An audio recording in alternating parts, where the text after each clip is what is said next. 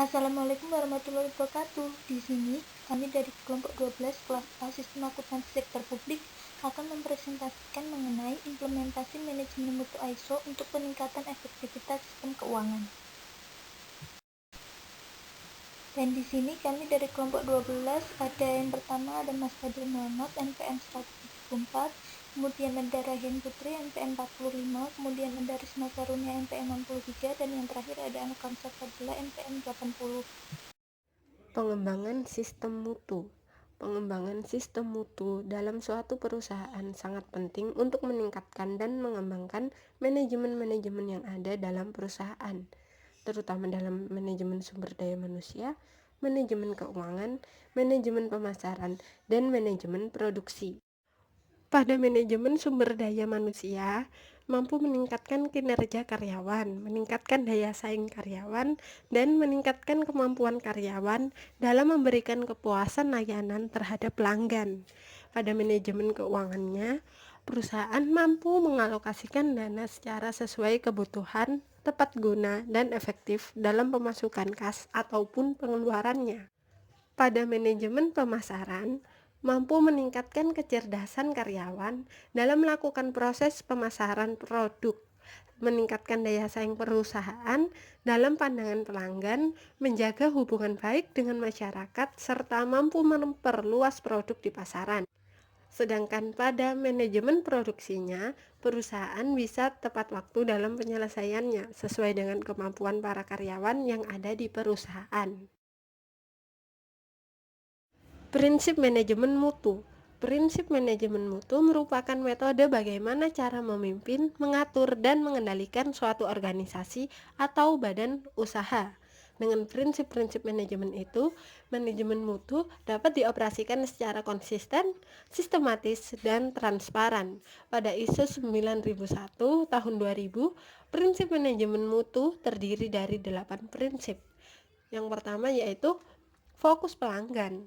Kedua, kepemimpinan. Ketiga, pelibatan karyawan. Keempat, pendekatan proses. Kelima, pendekatan sistem pada manajemen. Keenam, perbaikan berkesinambungan. Ketujuh, pendekatan fakta untuk membuat keputusan. Dan yang kedelapan, hubungan pemasok yang saling menguntungkan. Keuntungan sistem manajemen mutu. Mutu pada dasarnya mendefinisikan apa saja yang diperlukan dan bagaimana hal itu dapat dicapai. Hal itu juga mengimplikasikan sesuai dengan kebutuhan dan kesesuaian yang digunakan. Bidang mutu telah berubah tidak hanya pada bidang produksi, melainkan ke berbagai bidang lain seperti keuangan, teknologi informasi, dan sumber daya manusia. Banyak keuntungan yang didapat dan dalam menerapkan sistem manajemen mutu, salah satunya termasuk penciptaan produk yang berkualitas dan kualitas sistem. Nah, sebuah sistem manajemen mutu dapat didefinisikan juga sebagai pelaksanaan kegiatan di sebuah proyek untuk mendapatkan perbaikan-perbaikan secara terus-menerus dan meningkat demi efisiensi sebuah organisasi. Usaha terbaik dari sistem ini adalah menentukan prosedur dengan benar dan tepat, yang akan menyebabkan terciptanya suatu kualitas yang baik dari kualitas produk dan kualitas layanan. Ada banyak manfaat untuk sebuah sistem manajemen mutu. Oleh karena itu, organisasi yang menganut atau menjalankan sistem manajemen mutu tersebut berupaya lebih dalam memperbaiki kualitas manajemennya. Kemudian, kecenderungan manajemen mutu adalah prosedur yang berlaku yang semakin populer di semua organisasi karena terdapat manfaat yang luar biasa dalam menggunakan sebuah sistem manajemen mutu. Beberapa manfaat tersebut dijelaskan di bawah ini. Yang poin pertama, prestasi di lingkup pekerjaan. Sistem ini memfasilitasi bisnis untuk mencapai tujuan yang telah ditetapkan dalam strategi organisasi. Hal ini memastikan pencapaian stabilitas dan kehandalan mengenai teknik, peralatan, dan sumber daya yang digunakan dalam sebuah bisnis. Kemudian yang kedua, kepuasan pelanggan. Sebuah sistem manajemen mutu yang diakui secara penuh dan diimplementasikan akan memastikan bahwa pelanggan puas dengan memenuhi kebutuhan pelanggan dan dengan demikian akan meningkatkan kepercayaan pelanggan. Mencapai kepuasan pelanggan adalah sebuah prestasi besar bagi suatu organisasi yang akan membantu dan menambah jumlah pelanggan dan meningkatkan konsumsi pelanggan. Kemudian yang ketiga, produk itu konsisten. Menerapkan sistem manajemen mutu dapat membantu untuk mencapai konsistensi dalam kegiatan bisnis dan meningkatkan efektivitas peningkatan sumber daya dan waktu penggunaan. Kemudian yang keempat, penerapan praktik terbaik dan perbaikan proses. Nah, di sini disiplin kualitas meliputi upaya pada peningkatan proses yang digunakan untuk menjaga konsistensi, mengurangi pengeluaran, dan memastikan produksi sesuai dengan jadwal dan permintaan pelanggan. Sistem produk dan proses terus ditingkatkan dengan melaksanakan praktik-praktik terbaik, seperti penggunaan teknik manufaktur modern, penggunaan perangkat lunak, manajemen proyek, dan lain-lain. Kemudian yang kelima, meningkatkan dalam produksi.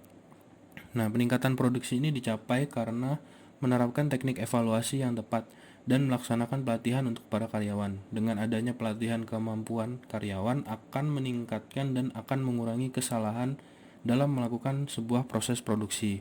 Teknik evaluasi dilakukan untuk mengurangi kesalahan, mengantisipasi adanya kesalahan yang terulang sehingga produksi tidak banyak menghasilkan produk yang tidak sesuai dengan permintaan pelanggan. Karena kepuasan pelanggan akan tercapai dan kemungkinan akan meningkat permintaan pelanggan tersebut.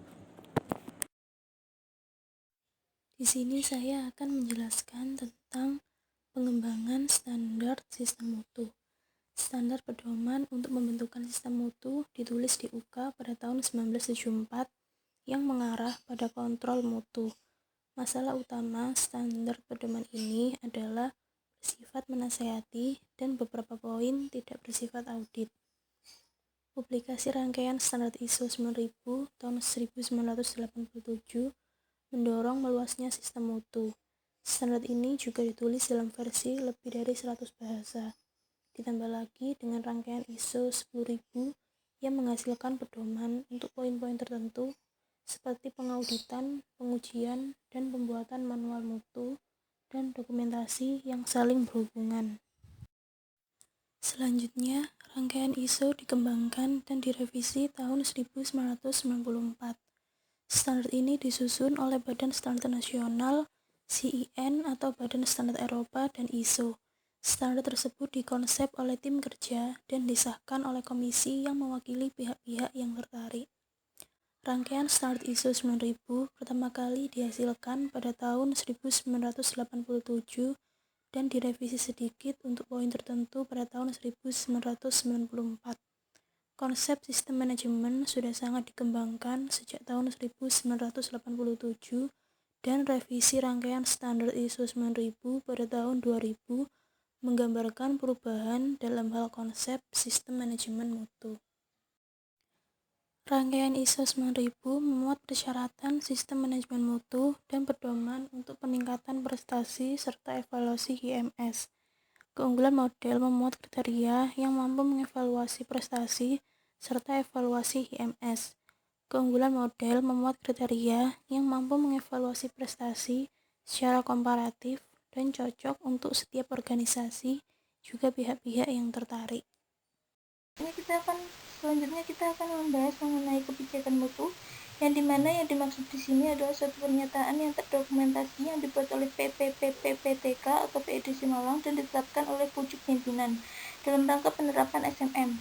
Kebijakan mutu dibuat dan berisi tentang ikarato manajemen yang memastikan bahwa kebijakan mutu harus sesuai dengan tujuan di dalam organisasi tersebut. Selanjutnya mengenai faktor-faktor yang harus diperhatikan dalam menentukan kebijakan mutu adalah sebagai berikut. Yang pertama, komitmen terhadap perencanaan mutu produk atau jasa. Yang kedua, komitmen untuk menerapkan SNM ISO. Yang ketiga, komitmen untuk mencapai kepuasan pelanggan. Yang keempat, komitmen untuk meningkatkan kemampuan VEDC Malang secara berkelanjutan. Dan yang terakhir, komitmen untuk mentaati peraturan dan perundang-undangan yang berlaku. Selanjutnya mengenai kebijakan mutu PPPPTK VEDC Malang adalah yang pertama, menghasilkan lulusan yang mempunyai kualifikasi kompetensi sesuai dengan kebutuhan sekolah menengah kejuruan, masyarakat maupun industri. Yang kedua, menyelenggarakan pendidikan yang memiliki kekhasan tersendiri dan juga daya saing yang juga tinggi.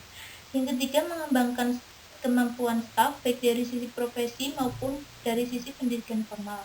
Yang keempat, mengembangkan teknologi terapan yang dibutuhkan sekolah menengah kejuruan, masyarakat, dan industri yang sesuai dengan pengembangan teknologi terkini. Dan yang terakhir, menciptakan teknologi baru untuk meningkatkan kualitas kehidupan berbangsa. Selanjutnya mengenai sasaran mutu. Sasaran mutu yang ingin dicapai adalah sebagai berikut. Yang pertama, pendidikan dan pelatihan atau diklat mencapai minimal 80% dari kapasitas diklat. Yang kedua, peserta diklat yang memperoleh nilai kompetensi dengan kualifikasi minimal baik adalah sekurang-kurangnya 90%. Ketiga, hasil evaluasi pelaksanaan diklat itu dari peserta diklat yang menyatakan baik minimal adalah 50%. Keempat, pengembangan SDM minimal mencapai 30% dari seluruh kapasitas. Yang kelima, keterserapan dana DIPA mencapai 40% untuk melaksanakan pendidikan dan pelatihan. Dan yang keenam, pengalokasian dana untuk pengembangan dan perawatan fasilitas sehingga menjamin kesiapan pelaksanaan dan keberlangsungan diklat sebesar 20% dari alokasi DIPA. Yang ketujuh, target net income project dari total omset. Kedelapan, terdistribusikannya bahan diklat kepada peserta diklat. Kesembilan, alokasi kegiatan koordinasi internal manajemen dalam rangka pengembangan institusi telah mencapai 144 kegiatan. Kesepuluh, tetap penyelenggaraan pendidikan dan pelatihan memfokuskan pada aktivitas peserta yang menyatakan atau melampirkan hasil visual yang mudah untuk kemudian diidentifikasi dari hasil diklat. Dan yang terakhir, pelanggan luar negeri dan dalam negeri baru sejumlah 100 institusi dan pelanggan lama sejumlah 300 institusi. Sekian dari kelompok kami, maaf apabila banyak kekurangan. Terima kasih.